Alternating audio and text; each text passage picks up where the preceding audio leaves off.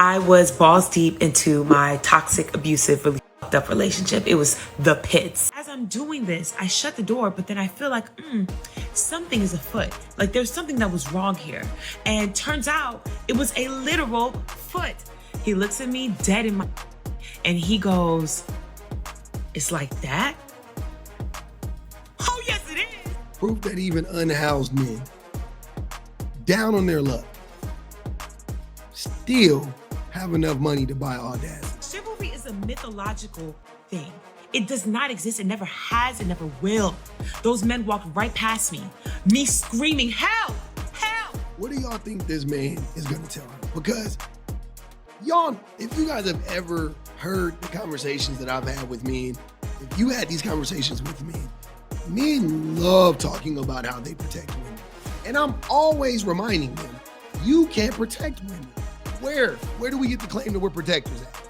You tell me. My second year in LA, I was balls deep into my toxic, abusive, really fucked up relationship. It was the pits. During this relationship, my ex had basically isolated me from everybody and I had no friends. I had one friend, one singular friend, who is still my best friend to this day, mind you. Shout out to her. Love you, girl. But my ex hated her. So I would legit have to sneak to hang out with her. So we would text a lot, but I would just be lonely whenever. What the fuck? What be wrong with y'all? Wow. Y'all be so weird, man. Oh my God. So controlling. Like, I don't understand. Y'all don't be liking y'all women that have friends? What the fuck? Since when? What is going on? Like, I get, like, trust me, I know about abusive men. I'm not shocked by it. It's just, I am. I'm not and I am. So at the same exact time. I wasn't around her. She also worked her as well, and she also was traveling a lot too. So I decided, okay, to try to fill this void, I was going to make friends at work. I have to be there all the time anyway, might as well. I was working as a TA at an elementary school, and I tried to make friends with everyone within my group. So I worked with the first grade class, and there were 3 first grade classes. So 3 teachers, 3 TAs. And I was like, these are going to be my besties. I'm going to make it happen. What I started doing is I would go to the coffee shop before class and I would pick up drinks for everybody and pastries. The first couple times I did it, everyone was very appreciative and I really enjoyed it. After that, it was clear they were taking advantage of me, but I was desperate for friends. Y'all, don't do that. Don't do that. Learn from my mistakes. Now, one morning, I'm running late. I still stop at the coffee shop though, because I was like, I need this. I need to make friends. I pull up, park right in front of it on Sunset Boulevard, and I beep, beep, lock the door to my car, go inside, get the orders, come back. I have one of those trays with like 4 drinks in it and then a bag in my other hand with like the pastries and snacks. So I go to my passenger seat and I open up the door so I can set it down and then walk around the car to the driver's seat and get in my car and head to work. Now, as I'm doing this, I shut the door, but then I feel like, something is afoot. Like there's something that was wrong here. And turns out it was a literal foot. I saw from the corner of my eye in my car. I open up my car door, I look, and there is a genuine 1000% houseless individual sitting in my driver's seat with the seat pushed all the way back, reclined, foot on the dashboard, other foot on the steering wheel, big chillin'. I know y'all are like, homeless? Why would you say that? You don't know if he's homeless. Everybody want to be upset about something. I'm going to tell you how I know this man was homeless. I had evidence, visual, as well as sensory. His entire home was balled up and sitting on his lap. It was a tent along with a backpack on his lap. Aside from that, I could smell the days spent outdoors. It was there. It was permeating throughout my vehicle. It hit me like a rush. It was stronger than the smell coming out of an Abercrombie and Fitch at your local mall. Yeah, it mollywopped me. Sure did. Now, my initial reaction was me screaming, "Get the fuck out my goddamn car. Who the fuck are you?" He looked at me. He was flabbergasted. He looked shocked. He was like, whoa. And so I was like, Mindy, calm down. Girl, you're reacting in a very heightened emotional state. You know, you're reacting in that way. Maybe he doesn't understand you. Maybe he doesn't speak English. Just calm it down. He is in your car. We need to get him out. Calm down. So I say, okay, kind sir, can you please get your shit and get the fuck out my goddamn car this instant, now? Because why the fuck are you in here to begin with? He looks at me. And this is on the police report. This is not hyperbole whatsoever. He looks at me dead in my shit and he goes, it's like that? Oh, yes, it is. It for sure is just like that. He didn't move. I proceed to start screaming and yelling. I'm screaming. There's a man in my car. Proof that even unhoused men, down on their luck, still have enough money to buy Audacity. I don't know where they're selling it at. I have no idea, but an unhoused man is still entitled somehow, some way. That's how strong, that is how strong the patriarchy is. That an unhoused man thinks that this woman, or is shocked, I should say, that this woman is like, get the fuck out of here. He can't even, he's like, what? You don't want me? Crazy. There's a man in my car. All these men are walking by. And when people say chivalry is dead, that's a lie. That is a bold-faced lie. Turns out it never fucking existed. Chivalry is a mythological thing. It does not exist. It never has. It never will. Those men walked right past me screaming, help, help. So you know what I do? I call the man in my life. Call my ex.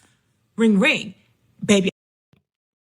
What do y'all think this man is going to tell her? Because y'all, if you guys have ever heard the conversations that I've had with men, if you had these conversations with men love talking about how they protect women. And I'm always reminding them, you can't protect women. This woman was at work. I mean, she was at a coffee shop, but if she's out in the world, he's out in the world, they're not together. How the fuck can you protect a woman? How? You can't do it, right? You can't do it. You can't do it the way that you guys describe it, because the men say, oh, who's going to lay down their life to protect the woman and protect his family? And I'm like, when is that going to fucking happen? Like, if somebody is going to harm your woman, you're not going to be there.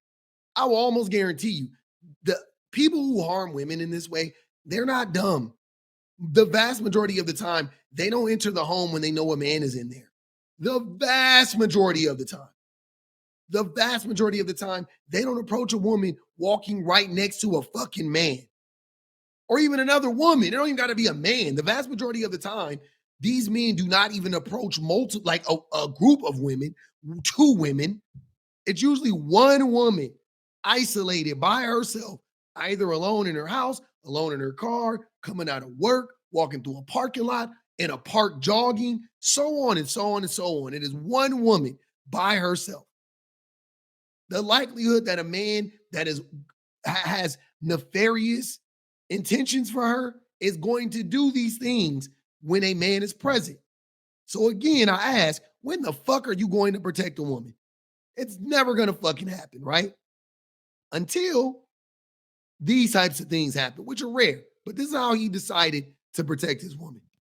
I don't know what to do. I'm freaking out. There's a man in my car and he says, what the fuck you want me to do about it? Why are you calling me? Call the police. Okay, hang up the phone. Call the police. If anybody's shocked by that, you're tripping. But on some real shit though, I'm not even joking. How he reacted was fucked up.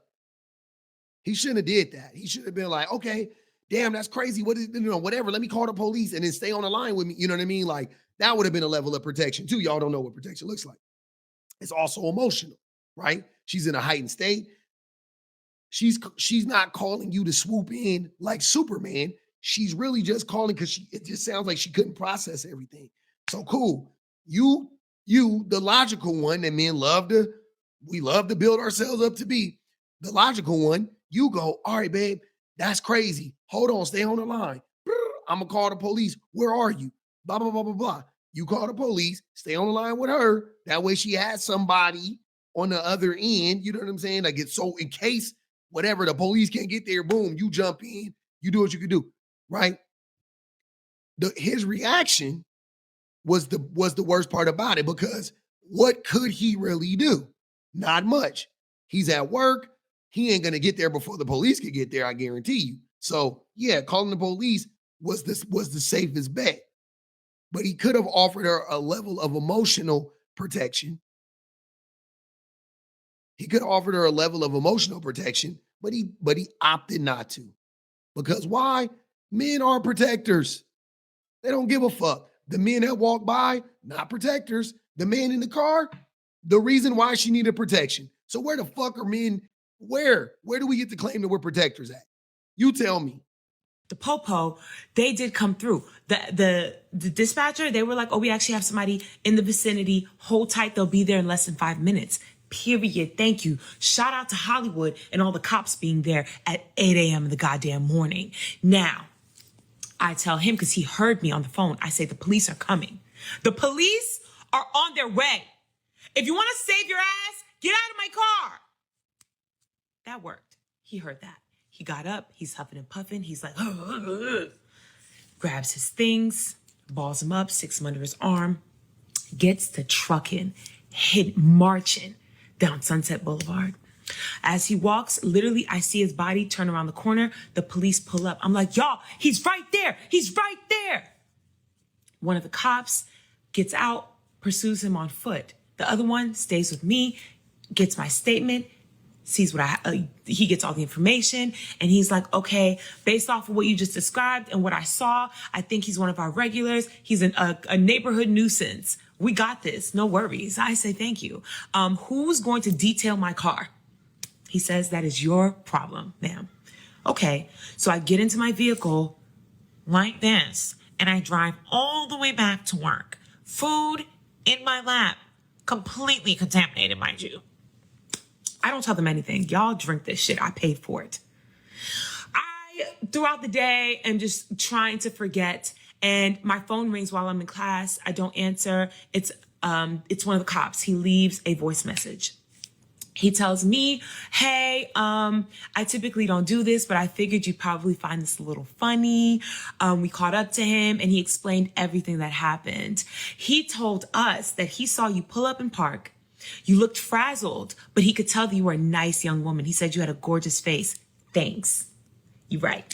Then he said that he immediately got into your car when you got out of it and you didn't say anything. Then when you beep, beep, locked the door and locked him inside, he figured you wanted him to stay. So he said, she must want to vibe with me. She must want to be friends.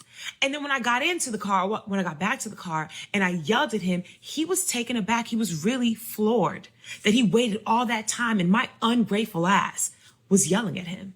And that's why he said, it's like that. Mind you, the cop is telling me this and he's giggling the entire time. I found nothing about this to be amusing.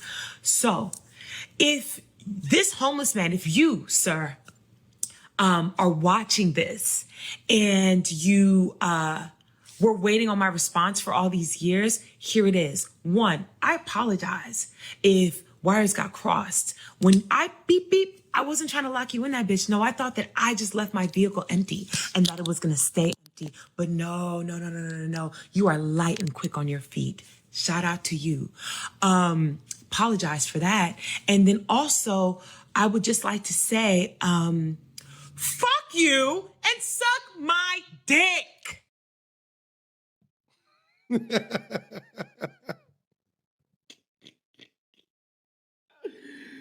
That was the best ending to that story. I'm just a little not shocked, but shocked at the audacity still. I'm just like, wow, he really, yeah, he was delusional. But then it's like, you're thinking, you're like, oh, he's a vagrant. He might be on drugs. That might be the reason why. But like, women, ask yourself, you met a man that delusional, right? And he wasn't unhoused. And he wasn't on any substances. You met a man I know some dudes that are that delusional. Absolutely. They're not unhoused. They got full-time jobs. Shit, some of them got families now. Crazy. I've never met people more delusional than me. Like, men are nuts. Men think every woman likes them, even unhoused men who smell like 5 days, who smell like outside. Even they think that women want them. Like, but anyways, yeah, wicked work. Shout out to her, man. The most important thing about that story, she got away from her abusive ex. So kudos. Congratulations.